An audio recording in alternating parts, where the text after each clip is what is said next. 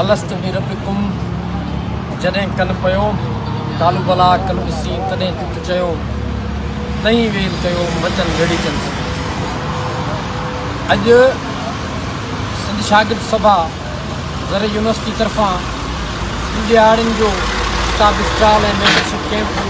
जो इंतज़ाम कयो वियो ऐं अॼु कैंप जो ॿियो ॾियारो आहे। दरअसल कंहिं बि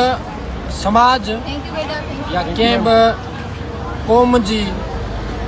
तरक़ी ऐं तइमीर में सभ खां वॾो किरदारु तइलीम ऐं इल्म जो हूंदो आहे ऐं बदकिस्मती आहे जो असां हिकु अहिड़ी फेडरेशन जो हिसो आहियूं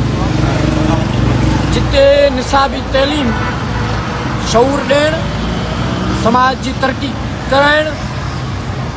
समाज जी तइमीर कराइण बजाए क़दामत पसंदी ऐं रुजत पसंदी ॾांहुं सॼी सिंधी समाज खे धिके रही आहे। उन वक़्त में ज़रूरी आहे त सिंध जो नौजवान सिंध जो शागिर्द ख़ासि तौर ते गैर निसाबी तइलीम पिराए ऐं हीअ किताब गैर निसाबी तइलीम ही शऊर जा रस्ता आहिनि ऐं वॾे अफ़सोस सां चवणो थो पए त असां वटि सिंध अंदरि जेके बि तइलीमी इदारा आहिनि उन्हनि में अंदरि वेठल इंतिज़ामिया किताबनि खां ख़ौफ़ ज़दा आहे। ख़ौफ़ किताबनि खां उन्हनि खे हूंदो आहे जंहिंजी तारीख़ ग़लति बयान ते बीठल हुजे। बलोचिस्तान में सिंध जे मुख़्तलिफ़ शहरनि में किताब स्टॉलनि ते पाबंदी किताबनि ते पाबंदी सियासत ते पाबंदी सरकार तरफ़ां पाबंदी इहा ॻाल्हि सम्झ में अचे थी त हू ॾिनल आहिनि ख़ौफ़ ज़दा आहिनि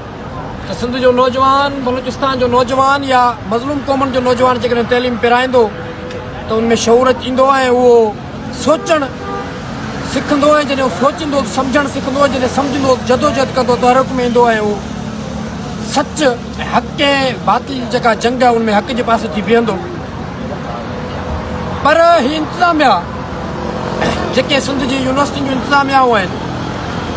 उहे त सिंधी आहिनि उन्हनि जा ॿार इन ई तइलीमी इदारनि में पढ़नि था। तंहिंजे करे किताबनि ते बंदिश रोशन मुस्तक़बिल ते बंदिश आहे जेका बंदिश लॻणी कान्हे। सो सिंध शागिर्द सभा जे समूरनि ज़रे यूनिवर्सिटी जे दोस्तनि फैसल टालपुर मुजीब ऐं ॿिया दोस्त सभिनीनि खे शाबाश हुजे ऐं जस्ता पेश कयूं जिन्हनि किताबी स्टॉल लॻाए इहो पैगाम ॾिनो आहे त हीअ तइलीमी इदारा रुगो निसाबी तइलीम जो मर्कज़ ऐं महवर न आहिनि भले हीअ असांजी इज्तिमाही शऊर जो मर्कज़ ऐं महवर आहिनि। उनजे करे हितां असां पंहिंजो इज्तिमाही शऊर सॼी सिंधी क़ौम ताईं पहुचाइण जी कोशिशि कंदासीं ऐं हीअ किताबी स्टॉल हिते पहिरियों कोन्हे न को आख़िरी आहे। हीअ कारवा मुसलसिल हलंदो रहंदो ऐं असां हाणे इहा समूरे सिंध जे इंतिज़ामियानि खां गुज़ारिश ऐं अपील था कयूं त ऐं इहा तवका रखूं था त ॿीहर का बि तइलीमी इदारे जी इंतिज़ामिया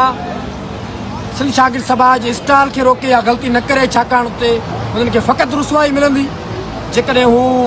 सिंध जे शागिर्दनि सां कोऑपरेट कंदा। हीअ सिंध जे मुस्तक़बिल जो मसइलो आहे त यकीनन तारीख़ जे सुफ़नि में हू